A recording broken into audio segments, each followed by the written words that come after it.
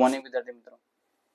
ધોરણ 7 સામાજિક વિજ્ઞાન 7/10/2025 ના રોજ લેવાયેલ પેપરનું આજે આપણે સોલ્યુશન કરવાના છીએ.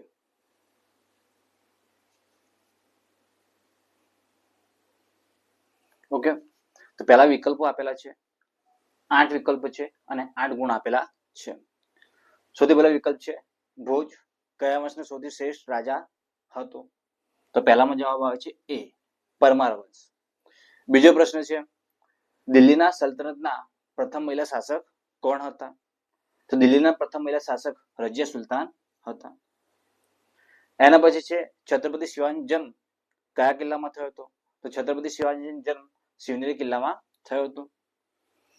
આપણને ખબર છે કે છત્રપતિ જે શિવાજી છે એને માતાનું નામ જીજાબાઈ છે, પિતાનું નામ સાજી છે અને છત્રપતિ શિવાજીનો જે જન્મ થયો છે શિવનેરી કિલ્લામાં થયો છે. આ પણ છત્રપતિ શિવાજી એ મરાઠા વંશના સ્થાપક રહી ચૂક્યા છે. પાષાણને છીણી અને હથોડી વડે કોતરીને આકાર બનાવવાની કલા. તો જવાબ શું આવશે? શિલ્પ કલા. બરાબર. આગળના પ્રશ્નો આપણે જોઈ લઈએ છીએ. હવે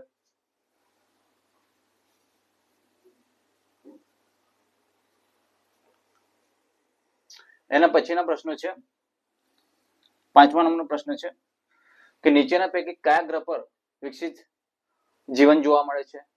તો પૃથ્વી. કયા પ્રદૂષણ લીધે કાનમાં બેરાસ આવે છે? તો ધ્વનિના કારણે આપણે કાનમાં બેરાસ આવે છે. હવામાં રહેલી ગરમીની સપાટીને શું કહેવામાં આવે છે? તો હવામાં રહેલી ગરમીની સપાટીને તાપમાન કહેવામાં આવે છે. વિશ્વમાં સૌથી મોટો લોકશાહી ધરાવતો દેશ કયો છે? તો વિશ્વનો સૌથી મોટો લોકશાહી ધરાવતો દેશ એ ભારત દેશ છે. એના પછી આપણે ખાલી જગ્યા છે, બરોબર. 8 ખાલી જગ્યા છે અને 8 ગુણ છે. તો ભારત ખાલી જગ્યા દેશ છે, તો ભારત લોકશાહી ધરાવતો દેશ છે. રાજ્યની ધારાસભાના ઉપલા ગૃહને ખાલી જગ્યા કહે છે? તો ધારાસભાના ઉપલા ગૃહને વિધાન પરિષદ કહેવામાં આવે છે. બરોબર. આપણને ખબર છે કે ધારાસભાના 2 ગૃહ છે. બરોબર. ધારાસભાના કેટલા ગૃહ છે? તો ધારાસભાના 2 ગૃહ આપેલા છે. ઉપર જે પદ છે અથવા તો ગૃહ છે એને વિધાન પરિષદ કહેવામાં આવે છે. બરોબર.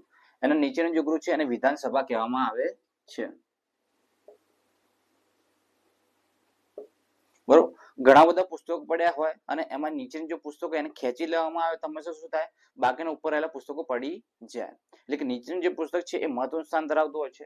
એ રીતે વિધાનસભા ભલે નીચેનું ગૃહ હોય પરંતુ વધારે મહત્વનું સ્થાન ધરાવે છે. અને વિધાન પરિષદ જે છે ભલે એ ઉપલું ગૃહ છે. બરોબર. તો ધારાસભા જે છે એ 2 ગૃહનો બનેલ છે. ધારાસભાના નીચલા ગૃહને વિધાનસભા અને ધારાસભાના ઉપલા ગૃહને વિધાન પરિષદ તરીકે ઓળખવામાં આવે છે.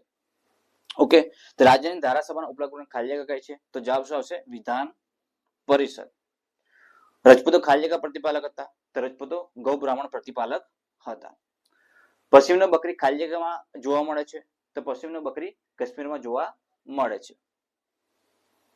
વાતાવરણ સૂર્યના પારજામલી કિરણોનું શોષણ કરી સજીવ સૃષ્ટિનું રક્ષણ કરે છે. બરોબર. વાતાવરણમાં જે ઓઝોન વાયુ છે અથવા જે પોતે વાતાવરણ જે છે હંમેશા પારજામલી કિરણોનું રક્ષણ કરે છે. બરોબર. એટલે કે એનું શોષણ કરે છે અને આપણું રક્ષણ કરતું હોય છે. ભૂગર્ભને ખાલી જગ્યા કહેવામાં આવે છે? તો ભૂગર્ભને નીફે કહેવામાં આવે છે. શું કહેવામાં આવશે? નીફે. ઓકે, તો જોઈ લે. ભારત લોકશાહી દેશ છે. રાજ્યની ધારાસભાના ઉપલા ગૃહને વિધાન પરિષદ કહે છે. રજપૂતો ગૌ બ્રાહ્મણ પ્રતિપાલક હતા. પશ્ચિમનો બકરી કાશ્મીરમાં જોવા મળે છે. વાતાવરણ સૂર્યના પારજામલી કિરણોનું શોષણ કરી સજીવ સૃષ્ટિનું રક્ષણ કરે છે. ભૂગર્ભને નીફે પણ કહેવામાં આવે છે. આગળ જોઈએ આપણે.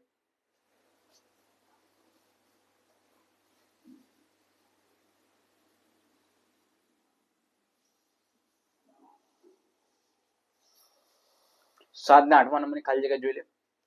શેરશાહ સૂરીએ ખાલી જગ્યા રોડનું નિર્માણ કર્યું હતું? તો શેરશાહ સૂરીએ ગ્રાન્ડ ટ્રંક રોડનું નિર્માણ કર્યું હતું. મોહમ્મદ ગઝનીની ચડાઈનું મુખ્ય કારણ ભારતની અઢળક ખાલી જગ્યા હતી? તો મોહમ્મદ ગઝનીની ચડાઈનું મુખ્ય કારણ ભારતની અઢળક સંપત્તિ હતી. બરોબર. પછી જે નીચેના વિધાન ખરા છે કે ખોટા તે જણાવો. તો જલાલુદ્દીન ખલજીથી, બરોબર, ટાઈપિંગ થોડી મિસ્ટેક છે એમાં એવું આવવું જોઈએ, એમાં આવું લખેલું છે પણ એ ખોટું છે. બરોબર. ડી ના આવે. ઓકે, એટલે જોડણી પહેલા તો મિસ્ટેક છે. બરોબર. તો આવું લખેલું છે જલાલુદ્દીન ખલજીથી ખલજી વંશની શરૂઆત થઈ. તો વાત કેવી છે? સાચી છે. બરોબર. આપણને ખબર છે એમ કે ખલજી જે વંશ છે, બરોબર, સમજી લો કે આ શું છે? ખલજી વંશ છે. તો ખલજી વંશનો સ્થાપક કોણ છે? જલાલુદ્દીન ખલજી છે. બરોબર. જલાલુદ્દીન ખલજી જે છે એનો એક પુત્રી હોય છે. જલાલુદ્દીન જે ખલજી છે, બરોબર, એનો એક ભાઈનો છોકરો પણ છે. એ ભાઈના છોકરાનું નામ શું છે? તો અલાઉદ્દીન ખલજી છે.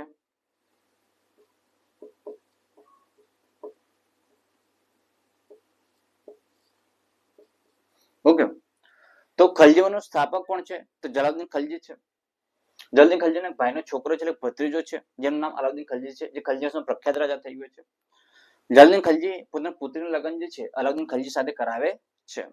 એટલે કે એમના જે કાકા ભત્રીજાનો સંબંધ તો હતો જ, આ ઉપરાંત સસરા અને જમાઈનો સંબંધ પણ થાય છે. કેમ કે જલાલુદ્દીન ખલજી જે ખલજી વંશનો સ્થાપક છે, તે પોતાની પુત્રીના લગ્ન અલાઉદ્દીન ખલજી સાથે કરાવે છે. બરાબર. તો ખલજી વંશનો સ્થાપક કોણ છે? જલાલુદ્દીન ખલજી છે. આપણે અલાઉદ્દીન ખલજીની વાત કરીએ તો એના 3 મુદ્દા ખૂબ જ મહત્વના છે. એક તો અલાઉદ્દીન ખલજીએ પોતાના સૈનિકોને અલગ પાડવા માટે મુખોટા પ્રથાની શરૂઆત કરી હતી. બીજો એક મુદ્દો એવો છે કે અલાઉદ્દીન ખલજીએ ભાવ નિયમન કર્યો હતો અને અલાઉદ્દીન ખલજીએ દાગ પ્રથાની શરૂઆત કરી હતી. બરોબર. તો અલાઉદ્દીન ખલજી શું કરે છે? તો ઘોડા પર દાગ પ્રથા. બરોબર. અલાઉદ્દીન ખલજી બીજું શું કરે છે? તો ભાવ નિયમન કરે છે. બરોબર. આપણને અલાઉદ્દીન ખલજી શું કરે છે? તો ભાવ નિયમન કરે છે, ઘોડા પર દાગ પ્રથા કરી અને સૈનિકો જે હતા તે અલગ પડે તે માટે મુકોટા પ્રથા, બરોબર, અથવા ચહેરા પ્રથા, મુકટા અથવા તો ચહેરા પ્રથાની શરૂઆત કરેલ છે. બરોબર. તો ખલજી વંશનો સ્થાપક કોણ છે? તો ખલજી વંશનો સ્થાપક જલાલુદ્દીન ખલજી છે. આ પણ ખલજી વંશનો બીજો પ્રખ્યાત રાજા કોણ છે? તો અલાઉદ્દીન ખલજી છે. અલાઉદ્દીન ખલજી 3 મહત્વના કાર્ય કર્યા છે. અલાઉદ્દીન ખલજીએ ભાવ નિયમન કર્યો છે. અલાઉદ્દીન ખલજીએ ઘોડા પર દાગ પ્રથાની શરૂઆત કરી છે. અલાઉદ્દીન ખલજીએ પોતાના સૈનિકો માટે ચહેરા પ્રથા અથવા મુકુટા પ્રથાની શરૂઆત કરી છે, જેનાથી એના સૈનિકો ઘોડા બીજા કરતા અલગ પડતા હતા. આ પણ અલાઉદ્દીન ખલજીના દરબારમાં એક કવિ થઈ ગયો છે, જેનું નામ અમીર ખુસરો છે.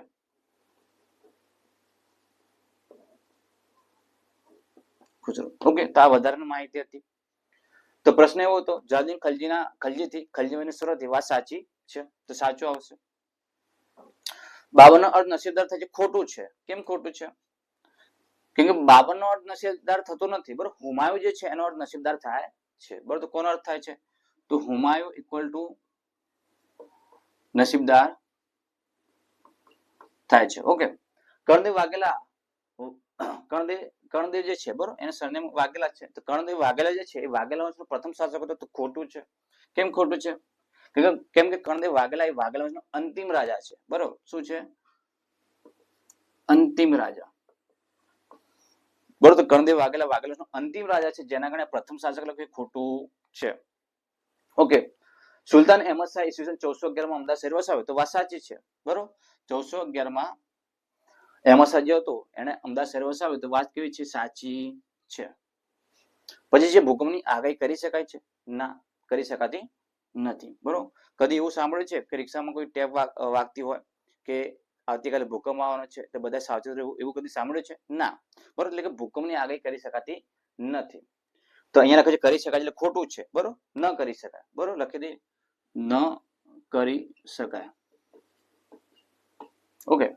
પરણ ન હોત તો આપણું અસ્તિત્વ જ ન હોત. વાત સાચી છે. પરણ વગર આપણું જીવવું સંભવ નથી. એટલે કે વાત સાચી છે. વાતાવરણમાં વાયુ, પ્રવાહી અને ઘન તત્વો આવે છે. વાત સાચી છે. બરોબર. વાતાવરણમાં ઘન, પ્રવાહી, વાયુ 3 તત્વો આવેલા છે. બરોબર. જે આપણને ગણાતા નરી આંખે દેખાતા નથી વાતાવરણમાં. બરોબર. ભેજ તો હોય છે વાતાવરણમાં અને વાયુ તો રહેલા જ હોય છે. બરોબર. કાર્બન ડાયોક્સાઇડ, ઓક્સિજન બધા વાયુ હોય છે. પ્રવાહી એટલે કે ભેજ થોડું આપણને જોવા મળે છે. અને ઘન તત્વો એવા છે જે આપણને નરી આંખે લગભગ દેખાતા નથી. એટલે ઘન, પ્રવાહી, વાયુ 3 શું હોય છે? વાતાવરણમાં હોય છે. એટલે વાત સાચી છે. ઉત્તર પ્રદેશમાં વિધાન પરિષદ છે. હા, વાત સાચી છે. બરોબર. વાત કરીએ કે ધારાસભા ગુરુ કેટલા છે? તો 2 છે. બરોબર. ધારાસભા ગુરુ કેટલા છે? તો 2 છે. એ આપણે આગળ જોઈ ગયા છે. ધારાસભાનું જે નીચલું ગૃહ છે એને વિધાનસભા કહેવામાં આવે છે. ધારાસભાનું જે ઉપલું ગૃહ છે તેને વિધાન પરિષદ તરીકે ઓળખવામાં આવે છે. બરોબર. હવે વિધાનસભા જે છે દરેક રાજ્યમાં એક એક વિધાનસભા તો છે જ, પરંતુ વિધાન પરિષદ આપણા બધા રાજ્યોમાં નથી. બરોબર. લગભગ 6-7 રાજ્યોમાં વિધાન પરિષદ બિલ અસ્તિત્વ ધરાવે છે. બરોબર, જમ્મુ કાશ્મીરમાં પણ પહેલા વિધાન પરિષદ હતી, પણ એને કેન્દ્ર શાસિત પરિષદ ઘોષિત કરતા એમાંથી રદ કરવામાં આવી છે. તો વિધાન પરિષદ જે 6-7 રાજ્યોમાં છે એમાંથી ઉત્તર પ્રદેશ એક એવું રાજ્ય છે જેમાં વિધાન પરિષદ અસ્તિત્વ ધરાવે છે. બરાબર, ઓકે. તો આગળ આપણે લઈ લઈએ છીએ.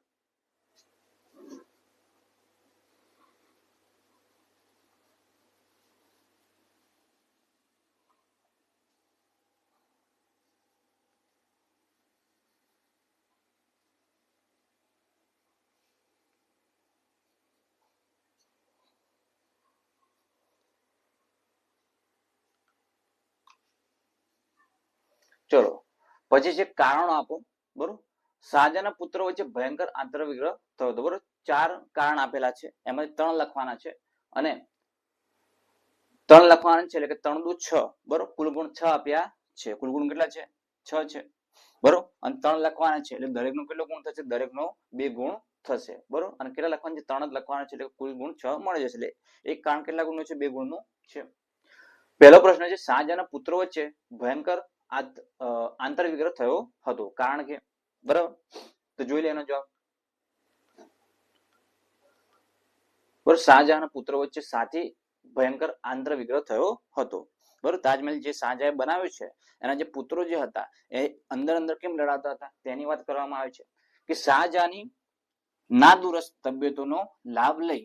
બરોબર, શાહજહાં શું હતો? બીમાર હતો, અને એ બીમારી હતો એને બીમારીનો લાભ લઈ તેના પુત્રો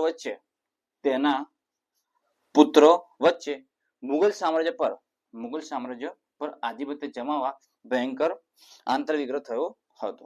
બરોબર, તો 2 ગુણનો છે, બસ એક લીટીમાં જવાબ આવી જાય છે.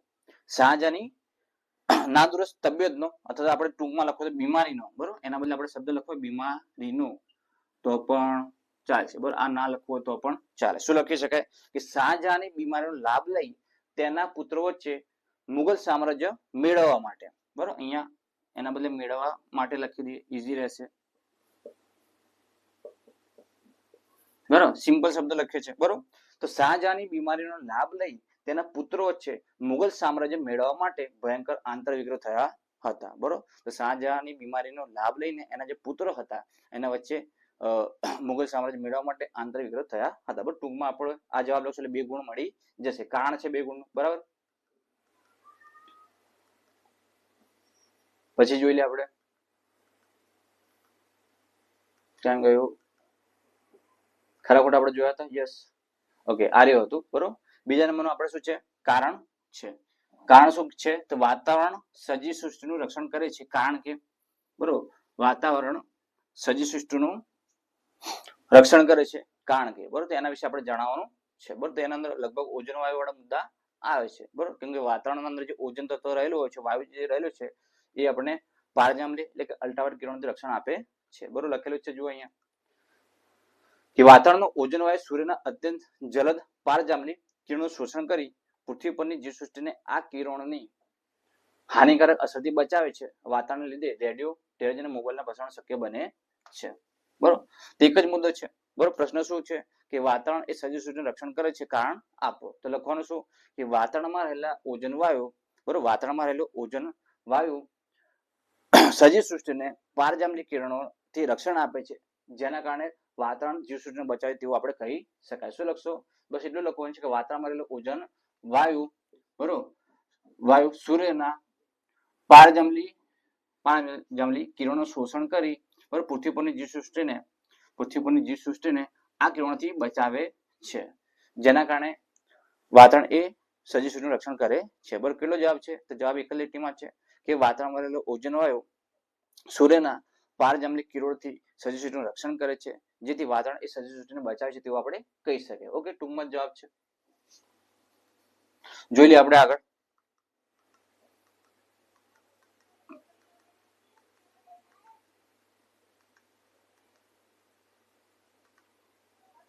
ઓકે, ત્રીજો પ્રશ્ન છે લોકશાહી દેશમાં સમાનતાને ખૂબ જ મહત્વ આપવામાં આવે છે. બરાબર, લોકશાહી દેશમાં સમાનતાને ખૂબ જ મહત્વ આપવામાં આવે છે. બરાબર, લોકશાહી દેશમાં સમાનતાને ખૂબ જ મહત્વ આપવામાં આવે છે, કારણ કે.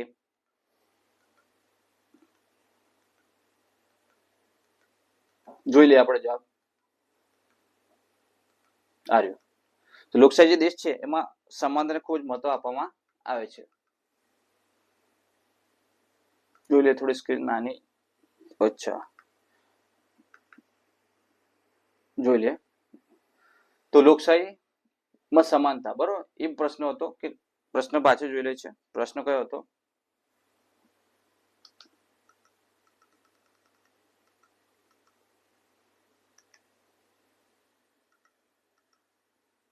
પ્રશ્ન હતો આપણો આ રહ્યો, બરોબર, કે લોકશાહી દેશમાં સમાનતાને ખૂબ જ મહત્વ આપવામાં આવે છે. બરોબર, લોકશાહી દેશમાં સમાનતાને ખૂબ જ મહત્વ આપવામાં આવે છે તે જણાવવાનું છે. બરોબર, સ્ક્રીન આટલી જ રાખીએ. બરોબર, પછી મોટી તો બહુ મોટી થાય છે, નાની તો બહુ નાની થાય છે.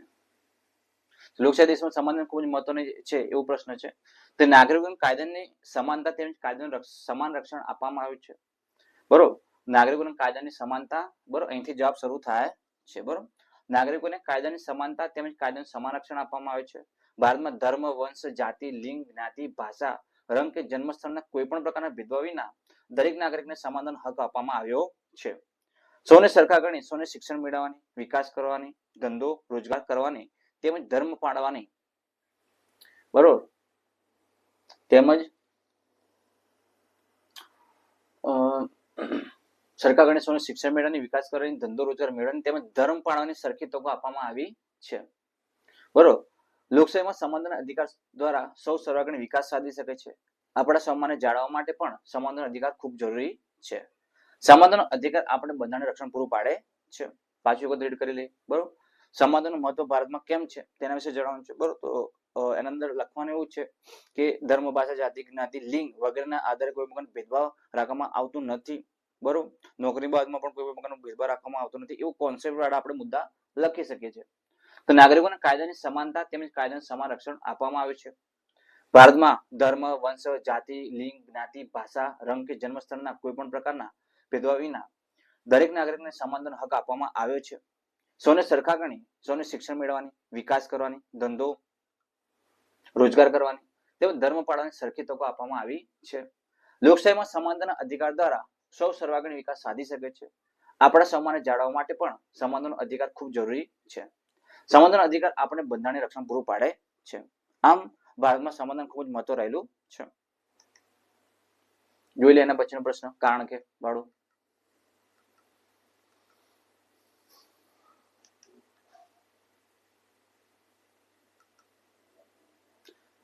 હવે કયો પ્રશ્ન આવે છે? જો આ થઈ ગયું છે, આ થઈ ગયું છે, આ થઈ ગયું છે. ચોથા નંબર પ્રશ્ન આવ્યા છે, દરિયામાં ભરતી ઓટ થાય છે. બરોબર, દરિયામાં ભરતી ઓટ થાય છે, કારણ કે એના વિશે જણાવો. તો જોઈ લે એના વિશે.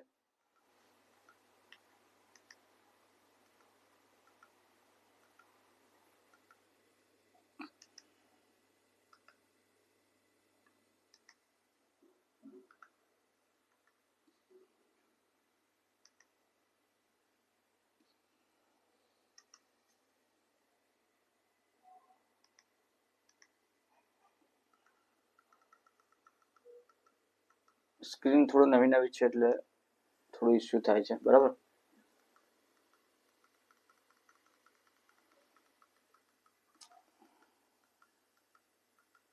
અચ્છા, આ પ્રશ્ન છે.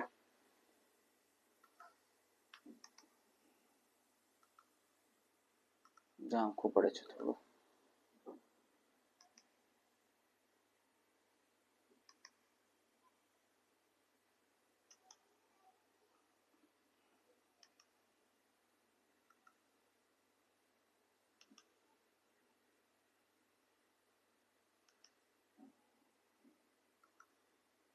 ચલ જોઈ લે, દરિયામાં ભરતી ઓટ થાય છે. બરોબર, થોડો નવો નવો છે એટલે સ્ક્રીન થોડી ઊંચી નીચે થાય છે. વાંચી રહે છે. દરિયાના પાણી દિવસમાં 2 વખત ઊંચે ચડે છે અને નીચે ઉતરે છે. દરિયાના પાણી ઊંચે ચડે તેને ભરતી અને નીચે ઉતરે તેને ઓટ કહેવામાં આવે છે. ભરતી વખતે દરિયાના પાણીની સપાટી ઊંચે આવીને કિનારા તરફ ધસી આવે છે. ઓટ વખતે દરિયાના પાણીની સપાટી નીચે ઉતરીને કિનારાથી દૂર જાય છે. ભરતી ઓટ સૂર્ય અને ચંદ્રના ગુરુત્વાકર્ષણ બળની અસરથી થાય છે. બધા સ્થળે અને બધા દિવસોએ એક સરખી ભરતી ઓટ આવતી નથી. પૂનમ અને અમાસના દિવસે સૌથી મોટી ભરતી ઓટ આવે છે. સાતમ આઠમના દિવસે સૌથી નાની ભરતી ઓટ આવે છે. બરાબર, આપણે બીજા પણ પ્રશ્ન લેવાનું છે એટલે એક જ વાર આપણે રીડ કરીએ છીએ. બરોબર, સ્ક્રીનશોટ લેવો તો લઈ લેજો. બરાબર, સ્ક્રીનશોટ લેવો તો તમે લઈ શકો છો. બરાબર, જોઈ લે બીજો પ્રશ્ન આપણો. ચલો બીજો પ્રશ્ન શું છે, તો ઉપર છે પ્રશ્ન, આ પ્રશ્ન છે જોડકા જોડો. બરોબર, હવે શું છે જોડકા જોડો છે. બરોબર, પેલા પૂરા થઈ ગયા છે, કારણો પૂરા થઈ ગયા છે. કારણો 4 માં 3 લખવાના હતા, દરેક કારણનું 2 ગુણ હતા, એટલે કુલ ગુણ 6 હતા. હવે જોડકા લેવાના છે. સરકારનું કાયદા કરનાર અંગ તો શું આવશે, ધારાસભા. બરોબર, સરકારના અંગો કેટલા છે, 3 છે. બરોબર, સરકારના અંગો કેટલા છે, 3 છે, લખી દઈએ છીએ અહીંયા. તો સરકારના 3 અંગો કયા છે, ધારાસભા, કારોબારી, ન્યાયતંત્ર. ઓકે, સરકારના અંગો કેટલા, સરકારના મુખ્ય 3 અંગો છે, ધારાસભા, કારોબારી, ન્યાયતંત્ર. ધારાસભાનું કાર્ય શું છે, તો ધારાસભાનું કાર્ય એ કાયદા ઘડવાનું છે. કારોબારીનું કાર્ય શું છે, જે કાયદા બનાવે છે તેનો અમલ કરવાનું છે. ન્યાયતંત્ર શું કરે છે, જે કાયદા બનાવી દીધા છે જેનો અમલ થતો નથી તો જે ભંગ કરે છે એને સજા કરવાનું કાર્ય છે. ધારાસભા શું કરશે, તો કાયદા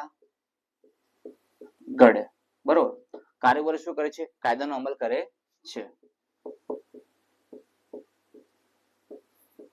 ન્યાયતંત્ર શું કરે છે, તો ન્યાયતંત્ર જે પણ કાયદો બન્યો છે જે ભંગ કરતું હોય છે એને સજા કરવાનું કાર્ય કરે છે. બરોબર, તો ભંગ બદલ સજા. ચલો, ધારાસભામાં કોનો સમાવેશ થાય છે, ધારાસભા 2 ગૃહનું બનેલું છે, કારોબારી અને ન્યાયતંત્ર.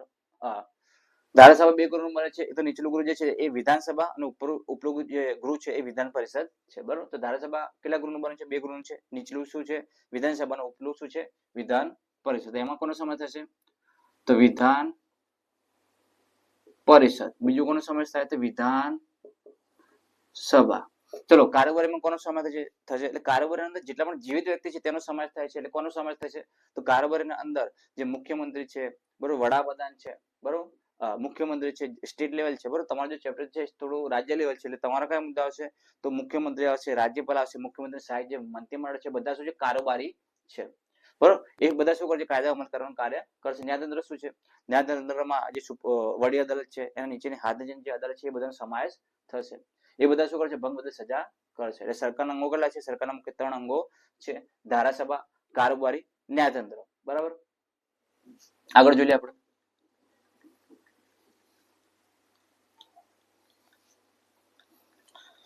ચલો, એટલે સરકારનું કાયદા ઘડનાર અંગ કયો છે, તો શું જવાબ આવશે, તો ધારાસભા આવશે. બરાબર, પછી સરકારના કાયદાનો અમલ કરનાર કોણ આવશે, તો બે મેં કીધું કે કારોબારી આવે છે. ચલો, ધારાસભાનું ઉપલું ગૃહ કઈ છે, તો આપણને ખબર છે વિધાન પરિષદ. ચલો, ધારાસભા નીચલું ગૃહ કઈ છે, તે વિધાન સભા. ઓકે, જોડકા પૂરા થઈ ગયા છે. હવે આપણે એના પછીના પ્રશ્નો આપણે જોઈ લઈએ. બરોબર, એના પછીના પ્રશ્નો છે 1-2 વાક્યમાં જવાબ આપો. કુલ ગુણ 16 છે અને 10 આપેલા છે અને 8 લખવાના છે. એટલે કે એક જવાબ આપશો એટલે 2 ગુણ મળી જશે. એટલે કે 8 આપશો તેનો જવાબ આપણને 16 મળી જાય કુલ. બરોબર, તો 10 માંથી ખાલી 8 લખવાના છે, 16 ગુણ મળી જશે. એકનો જવાબ આપતા આપણને 2 ગુણ મળે છે. મતાધિકાર કોને મળે છે, તો મતાધિકાર 18 વર્ષ કે તેનાથી વધુ ઉંમરના જે પણ વ્યક્તિઓ છે તેને મળે છે. બરોબર, મતાધિકાર કોને મળે છે, તો 18 વર્ષ કે તેનાથી વધુ ઉંમર જે ધરાવતું હોય છે તેને મતાધિકાર એટલે કે મત આપવાનો અધિકાર મળે છે. વાદળમાં કયા કયા હોય છે, તે સિમ્પલ ક્વેશ્ચન છે. બરોબર, oxygen, nitrogen, carbon dioxide, hydrogen, helium, ઘણા બધા જે પણ હોય એ બધા લખી દેવાના છે. ચલો, સ્થાપત્ય એટલે શું, તો સ્થાપત્યનો અર્થ બાંધકામ થાય છે. બરોબર, સ્થાપત્યનો અર્થ શું થાય છે, તો સ્થાપત્યનો અર્થ બાંધકામ થાય છે. મકાનો, નગરો, કુવાઓ, કિલ્લાઓ, મિનારાઓ, મંદિરો, મસ્જિદો, મકબરા, વાવ વગેરેના બાંધકામને સ્થાપત્ય તરીકે ઓળખવામાં આવે છે. સ્થાપત્ય માટે શિલ્પશાસ્ત્ર શબ્દો પણ વાપરવામાં આવે છે. પછી પાણીપતનું પ્રથમ યુદ્ધ ક્યારે અને કોની કોની વચ્ચે થયું, તો આપણને ખબર છે કે પાણીપતના 3 યુદ્ધ થઈ ગયા છે. બરોબર, પાણીપતના કેટલા યુદ્ધ થયા છે, 3 થયા છે. બરોબર, પાણીપત, તો પાણીપતના 3 યુદ્ધ થયા છે. પહેલું યુદ્ધ કોના કોના વચ્ચે થયું છે, તો પહેલું યુદ્ધ બાબર મુગલ અને ઇબ્રાહિમ લોદી વચ્ચે થયું છે. બાબર મુગલ અને ઇબ્રાહિમ લોદી. ચલો, પાણીપતનું બીજું યુદ્ધ કોના વચ્ચે થયું છે, તો પાણીપતનું બીજું યુદ્ધ એ હેમુ અને અકબર વચ્ચે થયું છે. બરોબર, અથવા તો અકબર મુગલ અને હેમુ વચ્ચે થયું છે તેવું પણ લખો તો ચાલશે. અકબર મુગલ અને હેમુ વચ્ચે. ચલો પાણીપતનું ત્રીજું યુદ્ધ કોના વચ્ચે થયું છે? તો પાણીપતનું ત્રીજું યુદ્ધ છે તે મરાઠા, બરોબર, કોના વચ્ચે થયું છે? મરાઠા અને અહેમદ શાહ અબ્દાલી વચ્ચે થયું છે. ઓકે, તો પાણીપતનું પ્રથમ યુદ્ધ જે છે તે બાબર મુગલ અને ઇબ્રાહિમ લોધી વચ્ચે થયું છે, જેમાં બાબર મુગલ જીત્યો છે, બરોબર. પાણીપતનું બીજું યુદ્ધ અકબર મુગલ અને હેમુ વચ્ચે થયું છે, જેમાં અકબર મુગલ જીત્યો છે. પાણીપતનું ત્રીજું યુદ્ધ મરાઠા અને અહેમદ શાહ અબ્દાલી વચ્ચે થયું છે, જેમાં અહેમદ શાહ અબ્દાલી જીત્યો છે, બરોબર. ઈરાનનો વ્યક્તિ છે અથવા ઈરાનનો રાજા છે. ઓકે, પ્રશ્ન શું હતો? પ્રશ્ન એવો છે કે પાણીપતનું પ્રથમ યુદ્ધ, બરોબર. પ્રશ્ન શું કયો છે? પ્રશ્ન આર્યો છે, બરોબર. પ્રશ્ન કયો છે? તો પ્રશ્ન આર્યો છે. ચોથા નંબર, પાણીપતનું પ્રથમ યુદ્ધ ક્યારે અને કોની કોની વચ્ચે થયું હતું? તો પાણીપતનું પ્રથમ યુદ્ધ બાબર મુગલ અને ઇબ્રાહિમ લોધી વચ્ચે થયું હતું. ચલો, ખડકોના મુખ્ય પ્રકાર કેટલા અને કયા કયા છે? તો ખડકોના મુખ્ય 3 પ્રકાર છે, બરોબર. અહીંયા લખ્યું છે, એક તો અગ્નિકૃત ખડક, જળકૃત ખડક અને રૂપાંતરિત ખડક, બરોબર. ખડકોના પ્રકાર કેટલા છે? ખડકોના મુખ્ય 3 પ્રકાર છે. તો અગ્નિકૃત ખડક, જળકૃત ખડક, જેને બીજું નામ પ્રસ્તર ખડક પણ છે. તો અગ્નિકૃત ખડક, જળકૃત ખડક અથવા પ્રસ્તર ખડક, અને ત્રીજું છે રૂપાંતરિત ખડક. રાજ્ય સરકારના અંગો જણાવો. તો રાજ્ય સરકારના 3 અંગો છે, જે આપણે પહેલા લખ્યા છે, બરોબર. ધારાસભા, કારોબારી, ન્યાયતંત્ર, બરોબર. રાજ્ય સરકારના અંગો કેટલા છે? તો રાજ્ય સરકારના 3 અંગો છે: ધારાસભા, કારોબારી, ન્યાયતંત્ર. ઓકે. પછી ગુજરાતનો પ્રથમ સુલતાન કોણ હતો? તો ગુજરાતનો પ્રથમ સુલતાન મુઝફ્ફર શાહ હતો, બરોબર. એનું મૂળ નામ જફર ખાન છે, બરોબર. કોણ છે? તો મુઝફ્ફર શાહ છે. તો ગુજરાતના પ્રથમ સુલતાન મુઝફ્ફર શાહ છે, બરોબર. એનું મૂળ નામ શું હતું? તો જફર ખાન હતું, બરોબર. તો જફર ખાન કરીને જે રાજા જે હતો એ મુઝફ્ફર શાહ નામ ધારણ કરીને, બરોબર, ગુજરાતનો પ્રથમ સુલતાન બને. જવાબ શું આવશે? મુઝફ્ફર શાહ. મૂળ નામ શું આવશે? જફર ખાન. વાદળ એટલે શું? તો પૃથ્વીને ચારે બાજુ, બરોબર, પૃથ્વી જે છે તેને ચારે બાજુ વીંટળાઈને આવેલા વાયુના આવરણને વાતાવરણ કહે છે, બરોબર. વાતાવરણ એટલે શું? તો પૃથ્વીની ચારે બાજુ વીંટળાઈને આવેલા વાયુના આવરણને વાતાવરણ કહે છે. રાણી વાવ કોણે બંધાવી હતી? રાણી વાવ ભીમદેવ પ્રથમ સોલંકીની પત્ની ઉદયમતી સોલંકીએ બંધાવી હતી, બરોબર. રાણી વાવ કોણે બંધાવી હતી? રાણી વાવ ભીમદેવ પ્રથમ સોલંકીની પત્ની ઉદયમતી સોલંકીએ બંધાવી હતી. હુમાયુને સાથે ઈરાન જવું પડ્યું. તો હુમાયુને કનૌજના યુદ્ધમાં શેરશાહ સૂરીને દ્વારા હાર પામીને, બરોબર, ઈરાન જવું પડ્યું હતું, બરોબર. તો શું થયું હતું? તો કનૌજનું યુદ્ધ જે છે એ 2 જણા વચ્ચે થયું હતું. કોના વચ્ચે? તો શેરશાહ સૂરી અને હુમાયુ વચ્ચે. તો કનૌજનું જે યુદ્ધ થયું છે તેમાં શેરશાહ સૂરી જે છે અને હુમાયુ વચ્ચે થાય છે, જેના અંદર શેરશાહ સૂરી જીતી જાય છે અને હુમાયુની હાર થાય છે. તો હુમાયુને સાથે ઈરાન જવું પડ્યું. તો લખવાનું કે કનૌજના યુદ્ધમાં શેરશાહ સૂરીએ હુમાયુને હરાવ્યું, જેના કારણે હુમાયુને ઈરાન જવું પડ્યું હતું, બરોબર. જવાબ શું લખશો? તો કનૌજના યુદ્ધમાં શેરશાહ સૂરીએ હુમાયુ મુગલને હરાવ્યું હતું, જેના કારણે હુમાયુ મુગલને ઈરાન જવું પડ્યું હતું, બરોબર. તો આ 10 જે પ્રશ્નો છે પૂરા થાય છે, બરોબર. 10 માંથી 8 લખવાના હતા, બરોબર. દરેકનો ગુણ 2 છે અને કુલ ગુણ કેટલા થશે? 16 થશે. પ્રશ્ન 4 હવે લઈ લઈએ આપણે, બરોબર. પ્રશ્ન 4 લઈ લઈએ. પ્રશ્ન શું છે જોઈ લો. તો પ્રશ્ન એવો છે કે રજપૂતોના ગુણો વિશે ટૂંક નોંધ લખો, બરોબર. ટૂંકમાં ઉત્તર લખો. પ્રશ્ન 4 છે, બરોબર. ગમે તે 5 લખવાના છે, બરોબર. અને પહેલો પ્રશ્ન શું છે? તો પહેલો પ્રશ્ન છે રજપૂતોના ગુણો વિશે જણાવો અથવા તો ટૂંક નોંધ લખો, બરોબર. 5 લખવાના છે અને 15 ગુણ છે, એટલે કે એક પ્રશ્ન કેટલા ગુણ છે? 3 ગુણ છે. એક પ્રશ્ન ગુણ કેટલો છે? 3 ગુણ છે અને 5 લખવાના છે. તો બરોબર, એક પ્રશ્ન સાચો લખશો તો એના 3 ગુણ મળશે, બરોબર. ગમે તે 5 લખવાના છે. તો પહેલો પ્રશ્ન કયો છે? રજપૂતોના ગુણો વિશે ટૂંક નોંધ લખો. જોઈ લઈએ આપણે.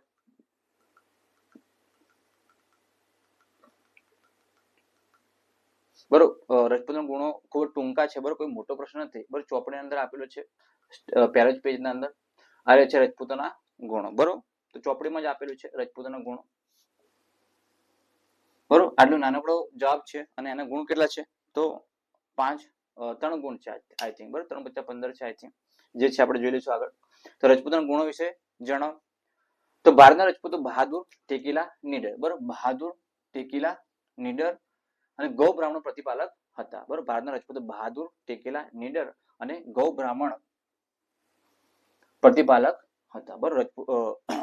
ભારતના જે રજપૂતો જે છે તે બહાદુર, ટેકેલા, નીડર અને ગૌ બ્રાહ્મણ પ્રતિપાલક હતા. રજપૂતો દુશ્મનને પીઠ બતાવવા કરતા મૂર્તિને વધારે પસંદ કરતા હતા, બરોબર. રજપૂતો શું કરે છે? રજપૂતો દુશ્મનને પીઠ બતાવવા કરતા મૂર્તિને વધારે પસંદ કરતા. રજપૂતો શરણે આવેલાનું કોઈ પણ ભોગે, બરોબર. રજપૂતો શરણે આવેલાનું કોઈ પણ ભોગે રક્ષણ કરતા હતા, બરોબર. રજપૂતો યુદ્ધના મેદાનમાં કદાચ અધર્મ આચરતા ન હતા, બરોબર. શેના અંદર? તો યુદ્ધના મેદાનમાં, બરોબર. પાછું લઈ લે. રજપૂતોના ગુણો વિશે જણાવો. રજપૂતો બહાદુર, ટેકીલા, નીડર, ગૌ બ્રાહ્મણ પ્રતિપાલક હતા. રજપૂતો દુશ્મને પીઠ બતાવવા કરતા મૃત્યુને વધારે પસંદ કરતા. રજપૂતો શરણે આવેલાનું કોઈ પણ ભોગે રક્ષણ કરતા. રજપૂતો યુદ્ધના મેદાનમાં કદાપી અધર્મ આચરતા ન હતા. બરોબર, તો આ પ્રશ્ન અહીંયા પૂર્ણ થાય છે. બરોબર, એના પછીનો જે પ્રશ્ન હતો એ આપણે જોઈ લઈએ. બરાબર,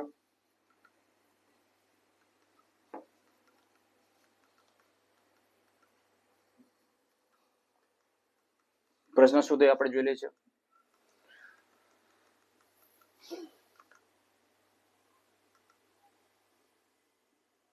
ઓકે, આ રહ્યું. સાંજા વિશે 4-5 વાક્ય લખો. બરાબર, સાંજા વિશે 4-5 વાક્ય લખવાના છે. કેટલા ગુણ છે? તો 3 ગુણ છે. બરાબર, એક પ્રશ્ન કેટલો ગુણ છે? 3 ગુણ છે. તો સાંજા વિશે 4-5 વાક્ય લખો. સાંજા વિશે 4-5 વાક્ય લખો. 3 ગુણનો પ્રશ્ન છે. આ રહ્યું. બરોબર, તો સાંજા વિશે 4-5 વાક્ય લખવાના છે. જોઈ લઈએ છીએ આપણે. સાંજા તો જહાંગીરના અવસાન પછી. બરોબર, આ પ્રશ્ન અહીંયા આપેલો છે. બરોબર, એ થોડો મોટો છે. બરોબર, જવાબ મોટો છે, પણ આપણે ગમે તે મુદ્દા વાંચવાનું આખું છે અને જે 4-5 મુદ્દા યાદ રહે એ લખવાના છે. બરોબર, તો 3 ગુણનો પ્રશ્ન છે. ખાલી 5 થી 6 વાક્ય લખવાના છે. જોઈ લઈએ. જહાંગીરના અવસાન પછી શાહજહાં ઈસવીસન 1627 માં દિલ્હીની ગાદી પર બેઠો. બરોબર, જહાંગીરના અવસાન પછી શાહજહાં ઈસવીસન 1627 માં દિલ્હીની ગાદી પર બેઠો. શાહજહાંનું ગુલામનું નામ ખુરમ હતું. બરોબર, શાહજહાંનું ગુલામનું નામ ખુરમ હતું. શાહજહાં દક્ષિણ ભારતમાં દૌલતાબાદ, અહમદનગર, ગોલકોંડા અને બીજાપુર વિજય મેળવ્યા હતા. જહાંગીરના અવસાન પછી શાહજહાં ઈસવીસન 1627 માં દિલ્હીની ગાદી પર બેઠો. શાહજહાંનું ગુલામનું નામ ખુરમ હતું. શાહજહાં દક્ષિણ ભારતમાં દૌલતાબાદ, અહમદનગર, ગોલકોંડા અને બીજાપુર વિજયો મેળવ્યા હતા. શાહજહાં કલા સ્થાપત્ય પ્રેમી હતો. શાહજહાંનો સમય મુઘલ સામ્રાજ્યના સ્થાપત્યનો સ્વર્ણયુગ ગણાય છે. શાહજહાં તેના સુપ્રસિદ્ધ બાંધકામોને લીધે ઇતિહાસમાં મહેલનો બાંધનાર તરીકે જાણીતો છે. શાહજહાં આગ્રામાં યમુના નદીના કિનારે તેની પત્ની મુમતાજ મહલની યાદમાં વિશ્વ પ્રસિદ્ધ રમણીય અને બેનમૂન તાજમહલનું નિર્માણ કરાવ્યું હતું. તે આજે પણ દેશ પરદેશના પ્રવાસીઓના આકર્ષણનું કેન્દ્ર છે. તાજમહલ દુનિયાની અજાયબી ગણાય છે. આ ઉપરાંત શાહજહાંએ આગ્રામાં મોતી મસ્જિદ અને જૂની દિલ્હી પાસે સુપ્રસિદ્ધ લાલ કિલ્લો બંધાવ્યો હતો. આ કિલ્લાની અંદર પોતાના નામ પરથી શાહજહાના બાદ નામનું નગર વસાવ્યું હતું. બરોબર, તો એમાંથી કોઈ પણ આપણે 5-6 મુદ્દા લખી શકીએ છીએ. બરાબર, તો આ રીતે એનો જવાબ તમારે લખવાનો છે. બરાબર, તો આ પ્રશ્ન અહીંયા પૂર્ણ થાય છે. શાહજહાંનો બરાબર 3 ગુણનો પ્રશ્ન છે. શાહજહાં વિશે 4-5 મુદ્દા તો 5-6 વાક્ય લખો. બરોબર,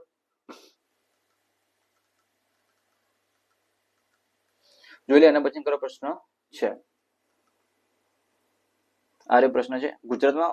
બરોબર, આ પ્રશ્ન આવ્યા છે 3જા નંબરનો કે ગુજરાતમાં પાડ્યાના શ્રેષ્ઠતમ ઉદાહરણ કયા કયા છે. બરોબર, તો એ જવાબ આ પ્રશ્ન જે છે 3 ગુણનો છે. જવાબ અહીંયા રાઈટ સાઈડ લખેલો છે. બરોબર, ખૂબ જ ટૂંકો જવાબ છે. બરોબર, શું જવાબ આવશે? જામનગર પાસેનો ભૂચર મરીનો સૂરજ કુંવરબાનો પાડ્યો. બરોબર, કયો છે? એક તો સૂરજ કુંવરબાનો પાડ્યો. કઈ બાજુ આવેલ છે? તો જામનગર પાસેનો ભૂચર મોરી. બરોબર, તો જવાબ શું આવશે? 2 જવાબ આવશે. બરોબર, ગુજરાતમાં પાડ્યાના શ્રેષ્ઠતમ ઉદાહરણ કયા કયા છે? તો 2 પાડ્યા ગુજરાતમાં આવેલા છે. ગુજરાતમાં જામનગરના ભૂચર મોરીમાં આવેલો સૂરજ કુંવરબાનો પાડ્યો. અને બીજો જવાબ શું લખશો? સોમનાથ મંદિર પાસેના હમીરજી ગોયલનો પાડ્યો. તો 2 પાડ્યાનો જવાબ આવે છે. એટલે સૂરજ કુંવરબાનો પાડ્યો. બરોબર, સૂરજ કુંવરબાનો પાડ્યો. અને બીજો શું છે? હમીરજી ગોયલનો પાડ્યો. સૂરજ કુંવરબાનો પાડ્યો કઈ બાજુ છે? જામનગર પાસેનો ભૂચર મોરીમાં આવેલો છે. અને હમીરજી ગોયલનો પાડ્યો કઈ બાજુ છે? સોમનાથ મંદિર પાસે આવેલો છે. જવાબ શું આવશે? તો ગુજરાતમાં પાડ્યાના શ્રેષ્ઠનું ઉદાહરણ કયા કયા છે? તો જામનગર પાસેનો ભૂચર મોરીનો સૂરજ કુંવરબાનો પાડ્યો અને સોમનાથ મંદિર પાસેનો હમીરજી ગોયલનો પાડ્યો. એ ગુજરાતમાં આવેલા શ્રેષ્ઠતમ ઉદાહરણ છે. બરોબર, એટલો જવાબ છે. પછી જોઈએ જળપ્રપાત કોને કહે છે. બરોબર, એ પણ અહીંયા જવાબ લખેલો જ છે. બરોબર, જળપ્રપાત કોને કહેવામાં આવે છે? તો જોઈ લે. જ્યારે નદી નક્કર ખડક પરથી સીધા ડોળાવાળી ખીણ કે નીચાણવાળી ભૂમિમાં પડે તો તેને જળપ્રપાત કે જળધોધ કહેવામાં આવે છે. બરોબર, જોઈ લે પાછું. જળપ્રપાત કોને કહે છે? જ્યારે નદી નક્કર ખડક પરથી સીધા ડોળાવાળી ખીણ કે નીચાણવાળી ભૂમિમાં પડે તો તેને જળપ્રપાત કે જળધોધ કહે છે. બરોબર, જ્યારે નદી નક્કર ખડક પરથી સીધા ડોળાવાળી ખીણ કે નીચાણવાળી ભૂમિમાં પડે તો તેને જળપ્રપાત કે જળધોધ કહેવામાં આવે છે. બરોબર, પછી લઈ લે પરાણ એટલે શું. બરોબર, પરાણ એટલે શું એ સમજાવવાનું છે. બરોબર, 3 ગુણનો પ્રશ્ન છે.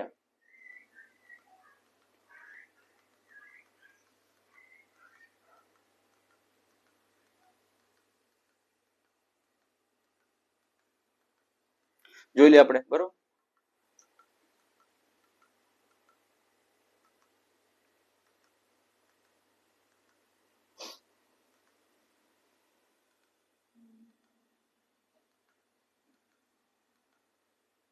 અરે પર્યાવરણ, બરોબર. તો પર્યાવરણ એ બે શબ્દોનો બનેલો છે, બરોબર. પર્યાવરણ કેટલા શબ્દોનો બને છે? તો પર્યાવરણ એ બે શબ્દોનો બનેલો છે.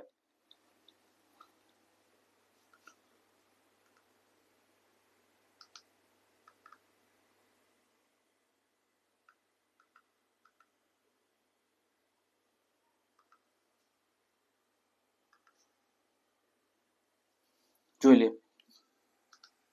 તો પર્યાવરણ એ બે શબ્દોનો બનેલો છે.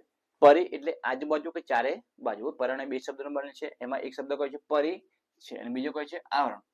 બરોબર. પર્યાવરણ બે શબ્દોનો બનેલો છે, પરી અને આવરણ. એમાં પરી એટલે આજુબાજુ કે ચારે બાજુ, બરોબર. પરી એટલે કે આજુબાજુ કે ચારે બાજુ, અને આવરણ એટલે શું? તો આવરણ એટલે ઉપર આવેલી વિશેષ સપાટી કે પડ, બરોબર. ઉપર આવેલી વિશેષ સપાટી કે પડ, બરાબર. ઓકે. તો પર્યાવરણ શબ્દ બે શબ્દોનો બને છે. પરી એટલે કે આજુબાજુ કે ચારે બાજુ, અને આવરણ એટલે ઉપર આવેલી વિશેષ સપાટી કે પડ, બરોબર. પર્યાવરણ એટલે પૃથ્વીની આસપાસ રચાયેલ કુદરતી ઘટકોનું આવરણ, બરોબર. પર્યાવરણ એટલે પૃથ્વીની આસપાસ રચાયેલ કુદરતી ઘટકોનું આવરણ, બરોબર. પર્યાવરણ એટલે એ મૃદાવરણ, બરોબર. પર્યાવરણ ચાર ઘટકો બને છે. કયા કયા? તો મૃદાવરણ, જલાવરણ, વાતાવરણ અને જીવાવરણ, બરોબર. પર્યાવરણ કેટલા ઘટકો બને છે? ચાર ઘટકો, બરોબર. કયા કયા? તો મૃદાવરણ, જલાવરણ, વાતાવરણ અને જીવાવરણ. પાછું લઈએ. પર્યાવરણ વિશે જણાવો, બરોબર. પર્યાવરણ એટલે શું?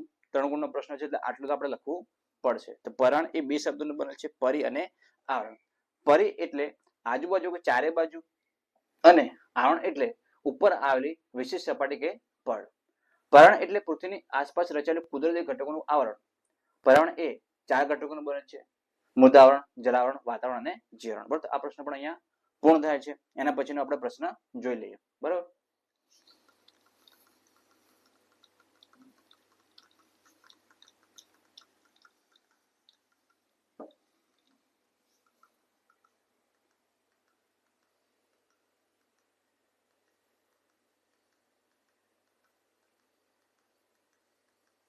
ચલો, હવે કયો પ્રશ્ન આવ્યા? આ થઈ ગયો છે, બરોબર. હવે કયા? લોકશાહી. લોકશાહી કોને કહે છે, બરોબર. તો લોકશાહીની વ્યાખ્યા તો આપણને આવડે જ છે, બરોબર. 3 ગુણનો પ્રશ્ન છે, તો થોડુંક ચૂંટણીનો મુદ્દો પણ આપણે લખવો પડે. લોકશાહી એટલે લોકોનું, લોકો વડે, લોકો માટે ચાલતું શાસન, એને લોકશાહી કહેવામાં આવે છે, બરોબર. હજુ એના અંદર મુદ્દો એડ કરો તો એવું લખી શકાય કે ભારતનો કોઈ પણ નાગરિક જ્યારે 18 વર્ષનો થાય છે ત્યારે તેને ચૂંટણી કાર્ડ આપવામાં આવે છે, અને મતદાર યાદીમાં એનું નામ નોંધવામાં આવે છે, જેના કારણે તે ચૂંટણીમાં ભાગ લઈ શકે છે. અને જે વ્યક્તિને તે વધારે પડતું મત આપે છે, એટલે કે તે જીતે છે, બરોબર. જે વ્યક્તિ ચૂંટણીમાં જીતે છે તે ભારત દેશનું સંચાલન કરે છે, અથવા તો જે તે શહેરનું સંચાલન કરે છે, જેથી ભારતીય લોકશાહી ધરાવે છે. તો આવો આપણે લખી શકીએ. પર જોઈ લે એમાં શું જવાબ છે. લોકશાહી એટલે શું? 3 ગુણનો પ્રશ્ન છે.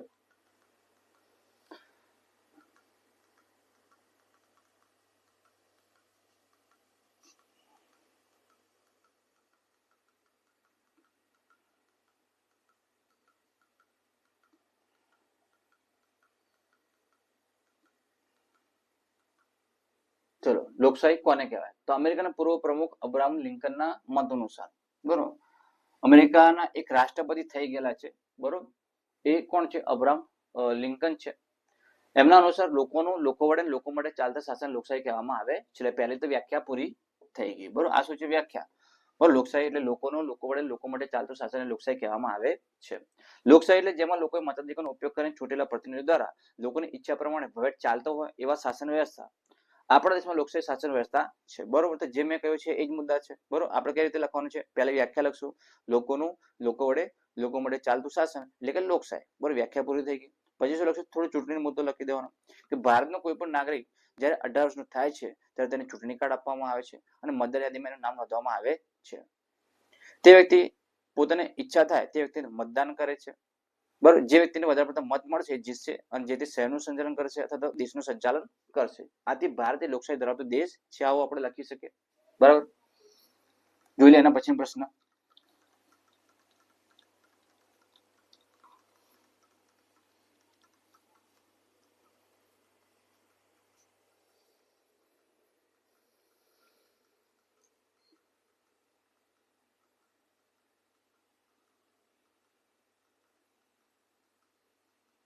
બરોબર. એના પછી પ્રશ્ન કયો છે? શેષાસુરના કોઈ પણ 5 ધાર્મિક સુધારાઓ ના. એ પ્રશ્ન છે ના. બરોબર. આ પ્રશ્ન આપણે પૂરું થયો. હવે પ્રશ્ન કયા છે? 5 આવ્યા છે. બરોબર. આ પૂરું થઈ ગયું છે. હવે પ્રશ્ન 5 આવ્યા છે. જોઈ લે એમાં પ્રશ્ન કેટલા છે. તો એમાં 4 માંથી ગમે તે 3 લખવાના છે. 4 આપેલા છે પણ 3 લખવાના છે. એટલે કે એક પ્રશ્ન કેટલા ગુણનો થયો? 5 ગુણનો થયો. બરોબર. એક પ્રશ્ન 5 ગુણનો છે અને ગમે તે 3 લખવાના છે તો 15 ગુણ આપણને મળી જશે. પવનનો પ્રકાર જાણી કોઈ પણ 2 પ્રકાર વિશે જણાવો. બરોબર. પવનના પ્રકાર જણાવવાના છે અને કોઈ પણ 2 પ્રકાર વિશે સમજાવવાનું છે. બરોબર.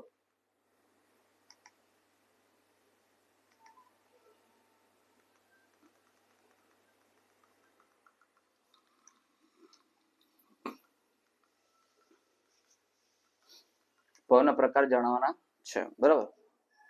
આ પવનના પ્રકાર.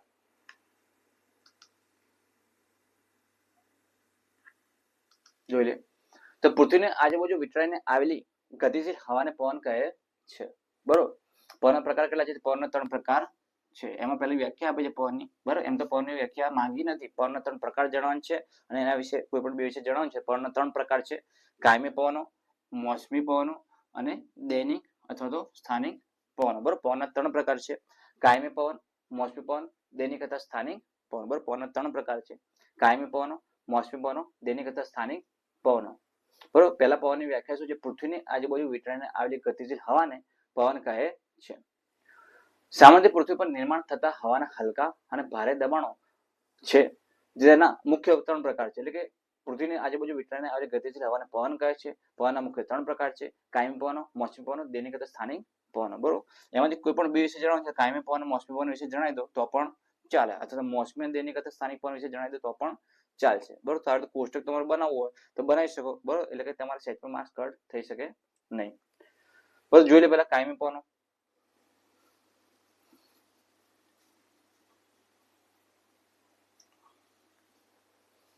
કાયમી પવનો. બરોબર. તો પૃથ્વીની સપાટી પર કેટલાક ભાગમાં થોડું નીચે થતો કરી લઈએ. ટ્રાય કરીએ.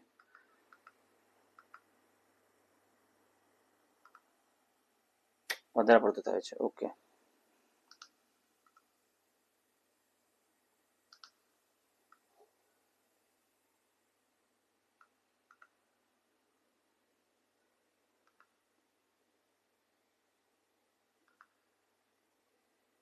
ઓકે.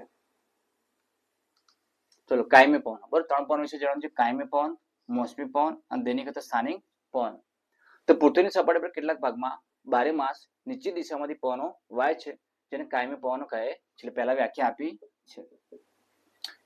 કાયમી પવનોમાં વ્યાપારી પવનો, પશ્ચિમી પવનો અને ધ્રુવીય પવનોનો સમાવેશ થાય છે. બરોબર. પૂરું થઈ ગયું કાયમી પવનો. હવે મોસમી પવન લઈ લે. પૃથ્વીની સપાટી પર કેટલાક પવનો ઋતુ પ્રમાણે વાય છે અને તેની દિશા ઋતુ પ્રમાણે બદલાય છે. તેને મોસમી પવનો કહે છે. બરોબર. એટલે કે આપણે શું છે વ્યાખ્યા છે પહેલા. ભારત, મ્યાનમાર, બાંગ્લાદેશ વગેરે દેશોમાં મોસમી પવનો વાતા હોવાથી આ દેશોને મોસમી પવનોનો દેશ કહેવામાં આવે છે. ઉનાળામાં નૈઋત્યના પવનો અને શિયાળામાં ઈશાન્ય ખોળથી વાતા પવનો મોસમી પવનો પ્રકારના પવનોના ઉદાહરણ છે. દૈનિક અથવા સ્થાનિક પવનો. પૃથ્વીની સપાટી પર કેટલાક પ્રદેશોમાં ટૂંકા સમય માટે હવાના દબાણમાં થતા ફેરફારને કારણે ઉદ્ભવતા પવનોને દૈનિક કે સ્થાનિક પવન કહે છે. બરાબર. આ પણ શું છે વ્યાખ્યા છે. સ્થાનિક પવનોના ઉદાહરણ તરીકે દરિયાઈ જમીનની લહેરો, પર્વત અને ખીણની લહેરો, લૂ અને શીત લહેર વગેરે છે. બરોબર. તો આ પણ શું થાય છે? અહીંયા પ્રશ્ન પૂર્ણ થાય છે. બરોબર. એટલે કે આ 5 ગુણનો એક પ્રશ્ન પૂરો થયો.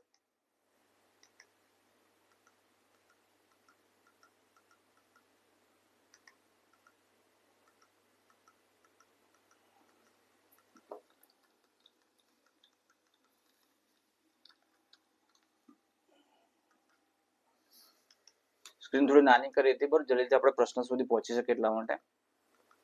બરોબર. બીજો પ્રશ્ન આવે છે. પહેલો પૂરો થઈ ગયો છે. ગુજરાતના રાજ્યની વડી અદાલત વિશે ટૂંક નોંધ લખો. બરોબર. તો એ જોઈ લે. કેટલા 5 ગુણનો પ્રશ્ન છે. આ પ્રશ્ન. ગુજરાત રાજ્યની વડી અદાલત વિશે ટૂંક નોંધ લખો.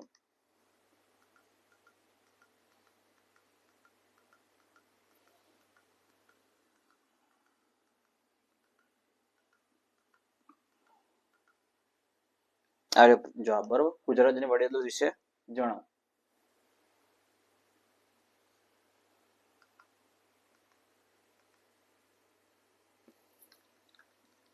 તો અહીંયાથી જવાબ શરૂ થાય છે. બરોબર, ભારતના દરેક રાજ્યની વડી અદાલત છે. બરોબર, દરેક રાજ્યમાં શું છે? વડી અદાલત છે.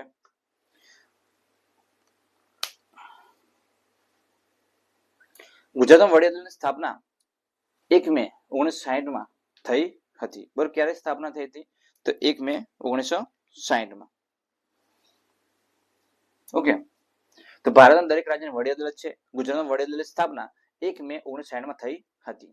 ગુજરાતની વડી અદાલત અમદાવાદમાં છે. વડી અદાલતના મુખ્ય ન્યાયાધીશની નિમણૂક રાષ્ટ્રપતિ સર્વોચ્ચ અદાલતના ન્યાયાધીશની સલાહ મુજબ કરે છે. બરોબર, વડી અદાલતના જે મુખ્ય ન્યાયાધીશ છે ને એની નિમણૂક કોણ કરે છે? તો રાષ્ટ્રપતિ કરે છે. પણ કોની સલાહ સૂચન મુજબ કરે? સર્વોચ્ચ અદાલતના ન્યાયાધીશની સલાહ મુજબ કરે છે. તો ગુજરાતની વડી અદાલત છે એના વિશે જણાવવાનું છે. 5 ગુણનો પ્રશ્ન છે. ભારતના દરેક રાજ્યની વડી અદાલત છે. ગુજરાતમાં વડી અદાલતની સ્થાપના 1 મે 1960 થઈ હતી. ગુજરાતની વડી અદાલત અમદાવાદમાં છે. વડી અદાલતના મુખ્ય ન્યાયાધીશ નિમણૂક રાષ્ટ્રપતિ સર્વોચ્ચ અદાલતના ન્યાયાધીશની સલાહ મુજબ કરે છે. હવે વડી અદાલતના કાર્ય વિશે જોઈ લઈએ. બરાબર,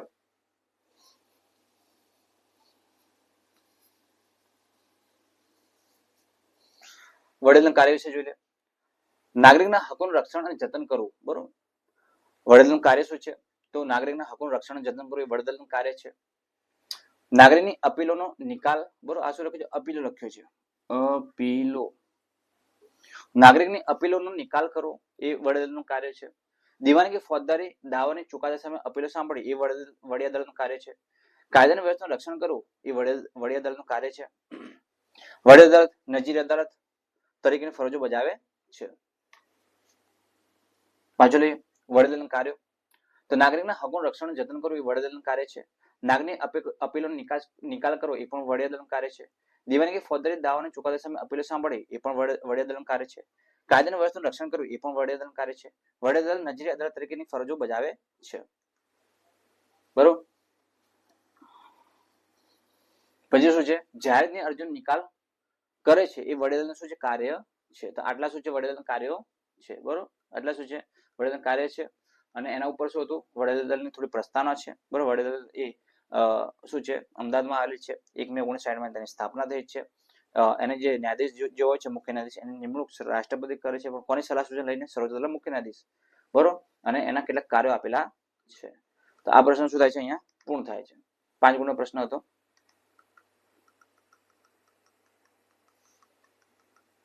જોઈ લે હવે કયો પ્રશ્ન બાકી છે. 5 ગુણનો છે.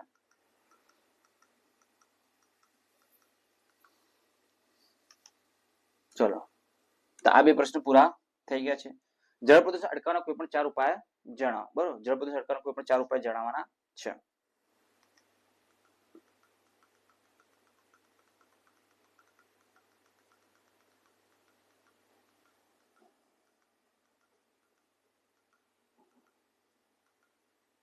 તો જળ પ્રદૂષણ અટકાવવાનો ઉપાય જોઈ લઈએ આપણે.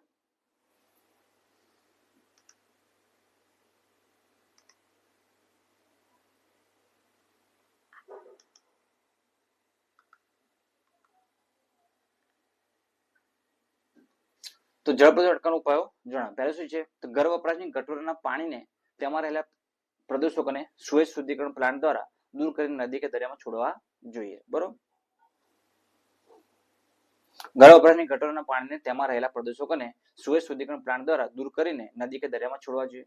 ઉદ્યોગોમાં વપરાયેલ દૂષિત પાણીને શુદ્ધ કર્યા પછી જ નિકાલ કરવો જોઈએ. ત્રીજો જોઈ લે એનો મુદ્દો. સરકારે ગંદા પાણીના નિકાલ પર કાયદા દ્વારા કડક નિયંત્રણ મૂકવા જોઈએ. બરોબર, સરકારે ગંદા પાણીના નિકાલ પર કાયદા દ્વારા કડક નિયંત્રણ મૂકવા જોઈએ. પાણીને પ્રદૂષિત કરતા પદાર્થોનું ઉત્પાદન અને વપરાશ પર અંકુશ મૂકવો જોઈએ. બરોબર, સરકારે ગંદા પાણીના નિકાલ પર કાયદા દ્વારા કડક નિયંત્રણ મૂકવા જોઈએ. પાણીને પ્રદૂષિત કરતા પદાર્થોના ઉત્પાદન અને વપરાશ પર અંકુશ મૂકવો જોઈએ. 5મો છે પાણીનું પ્રદૂષણ ઓછું કરવા કે અટકાવવા અંગે નવી ટેકનોલોજી વિકસાવીને જરૂરી ઉપચારો કરવા જોઈએ. બરોબર, સરકારે ગંદા પાણીના નિકાલ પર કાયદા દ્વારા કડક નિયંત્રણો મૂકવા જોઈએ. પાણીને પ્રદૂષિત કરતા પદાર્થોના ઉત્પાદન અને વપરાશ પર અંકુશ મૂકવો જોઈએ. પાણીનું પ્રદૂષણ ઓછું કરવા કે અટકાવવા અંગેની નવી ટેકનોલોજી વિકસાવીને જરૂરી ઉપચારો કરવા જોઈએ. બરોબર, લગભગ હવે 1 કે 2 પ્રશ્નો બાકી છે.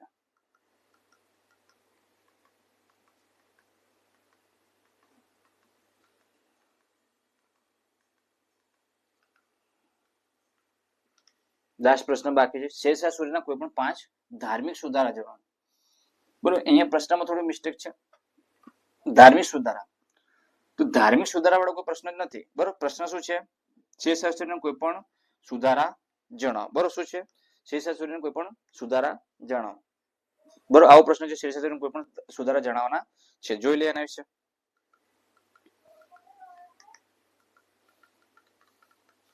5મો પ્રશ્ન છે. શેરશાહ સૂરીના સુધારા જણાવો. બરોબર, તો શેરશાહ સૂરી જે હતા એને ચોર લૂંટારા જે હતા એના પર નિયંત્રણ મૂક્યું હતું પોતાના રાજ્યમાં. શેરશાહ સૂરી ગ્રાન્ડ ટ્રંક રોડનું નિર્માણ કર્યું હતું. એવા બધા મુદ્દા આવશે. શેરશાહ સૂરી ચલણી સિક્કાની શરૂઆત કરાયેલ છે. બરોબર, એ બધા મુદ્દા આવશે. જો એવું લખેલું છે. તો શેરશાહ સૂરી ચોર લૂંટારાનો ભય નાબૂદ કરી રાજ્યમાં શાંતિ સ્થાપી હતી. બરોબર, નાનું જ કરી દઈએ થોડું. તો શેરશાહ સૂરી ચોર લૂંટારાનો ભય નાબૂદ કરી રાજ્યમાં શાંતિ સ્થાપી હતી. તેને ઘોડેસવાર ખેપિયાઓ શરૂ કરીને, બરોબર, ઘોડેસવાર ખેપિયાઓ, હવે ખેપિયા એક ગુજરાતી શબ્દ છે. બરોબર, એક બાજુથી બીજી જગ્યાએ સંદેશો જે મોકલનાર જે વ્યક્તિઓ છે તેને ખેપિયા તરીકે ઓળખવામાં આવે છે.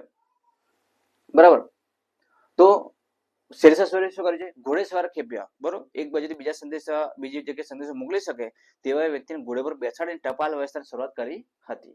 તો શેરશાહ સૂરીએ ચોર લૂંટારાનો ભય નાબૂદ કરી રાજ્યમાં શાંતિ સ્થાપિત હતી. શેરશાહ સૂરીએ ઘોડેસવાર ખેપિયાઓ શરૂ કરી નવી ટપાલ વ્યવસ્થા શરૂ કરી હતી. શેરશાહ સૂરીએ વેપારીઓ અને યાત્રાળુઓ માટે ધર્મશાળાઓ સ્થાપી હતી. બરોબર, વેપારીઓ અને યાત્રાળુઓ માટે.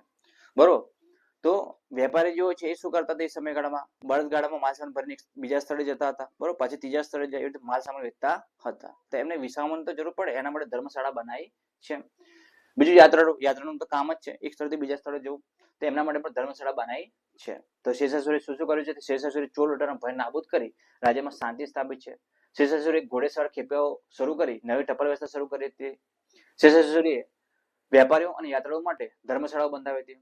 શેરશાહ સૂરીએ રૂપિયાનું ચલણ શરૂ કરાવ્યું હતું. શેરશાહ સૂરીએ પોતાના રાજ્યમાં વિશાળ લશ્કરની રચના કરી હતી. શેરશાહ સૂરીએ એક લાંબુ રાજમાર્ગ ગ્રાન્ડ ટ્રંક રોડનું નિર્માણ કર્યું હતું. બરોબર, એશિયા ખંડનો સૌથી લાંબો એક રોડનું નિર્માણ કર્યું એ સમયગાળામાં તો કયો હતો? ગ્રાન્ડ ટ્રંક રોડ હતો. હાલ એનો ભાગ અમુક ભાગ પાકિસ્તાનમાં ચાલ્યો ગયો છે. હવે એને બે ભાગમાં ડિવાઈડ છે. તો પંજાબથી દિલ્હી, દિલ્હીથી કલકત્તા, એવી રીતે છે, બે ભાગમાં છે. બરોબર, તો શેરશાહ સૂરીએ એક લાંબુ રાજમાર્ગ ગ્રાન્ડ ટ્રંક રોડનું નિર્માણ કરાવ્યું હતું જે બંગાળ અને ઉત્તર ભારત સુધી વિસ્તરેલો હતો. શેરશાહ સૂરીએ ટોડરમલની મદદથી જમીનની જાત અને ખેતીની ઉપજની સરાસરી પરથી જૈન મિશનનો નવો કોઠો તૈયાર કર્યો હતો. બરોબર, તો શેરશાહ સૂરીએ કયા કયા સુધારા કર્યા હતા? બરોબર, એ જણાવવાનું છે. 5 ગુણનો પ્રશ્ન છે. તો શેરશાહ સૂરીએ ચોર લૂંટારાનો ભય નાબૂદ કરી રાજ્યમાં શાંતિ સ્થાપિત હતી. શેરશાહ સૂરીએ ઘોડેસવાર ખેપિયાઓ શરૂ કરીને નવી ટપાલ વ્યવસ્થા શરૂ કરી હતી. શેરશાહ સૂરીએ વેપારી અને યાત્રાળુઓ માટે ધર્મશાળાઓ બંધાવી હતી. શેરશાહ સૂરીએ રૂપિયાનું ચલણ શરૂ કરાવ્યું હતું. શેરશાહ સૂરીએ રાજ્યમાં વિશાળ લશ્કરની રચના કરી હતી. શેરશાહ સૂરીએ એક લાંબો રાજમાર્ગ ગ્રાન્ડ ટ્રંક રોડનું નિર્માણ કરાવ્યું હતું જે બંગાળ અને ઉત્તર ભારત સુધી વિસ્તરેલો હતો. શેરશાહ સૂરીએ ટોડરમલની મદદથી જમીનની જાત અને ખેતીની ઉપજની સરાસરી પરથી જમીન મહેસૂલનો નવો કોઠો તૈયાર કર્યો હતો. બરોબર, તો આ પ્રશ્ન આપણે અહીંયા પૂર્ણ થાય છે. બરોબર, આખું પેપર અહીંયા પૂર્ણ થઈ ગયું છે. હવે કોઈ પેપર આપણે એમાં કોઈ પ્રશ્ન આપણે બાકી નથી. બરોબર,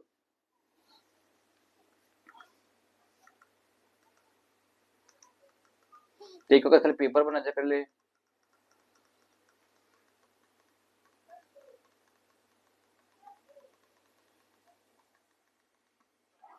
બરોબર, કોઈને સ્ક્રીનશોટ લેવો તો લઈ શકે છે. બરોબર, તમારે સ્ક્રીનશોટ લેવો હોય તો લઈ શકો છો. બરાબર, એક ધીમે ધીમે થોડું ફેરવું છું અને પછી આપણે વિડીયો બંધ કરીએ છીએ.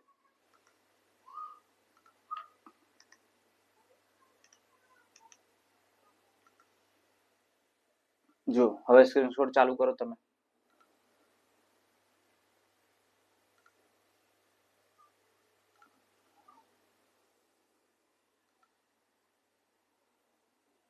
સાઈડમાં જવાબ પણ લખેલા છે. બરોબર, નંબર આપ્યા છે. જો 1 નંબર, 2 નંબર, 3 નંબર, દરેકનો જવાબ છે. બરોબર, એમાં 3જા નંબરનો જવાબ આપેલો છે, 4થા નંબરનો જવાબ આપેલો છે. બરોબર,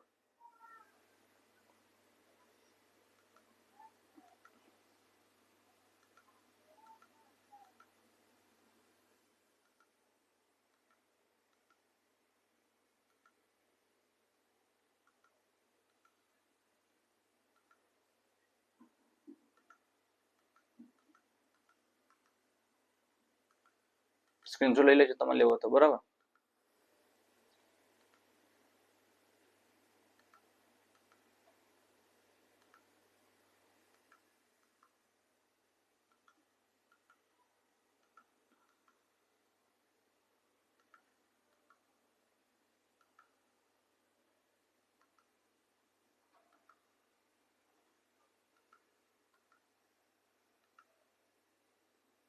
પવનનો જવાબ છે પવનના 3 પ્રકાર છે. બરોબર, પવનના 3 પ્રકાર છે એના વિશે સમજાયેલું છે. વડીલ વાળો પ્રશ્ન છે. બરોબર, જળ પ્રદૂષણ અટકાવવાનો ઉપાયો છે. શેષાસુરીનો સુધારો. બરોબર, લાસ્ટ. ઓકે, અહીંયા પૂર્ણ થાય છે. બરોબર, તો આટલું રાખીએ છીએ આપણે આજે.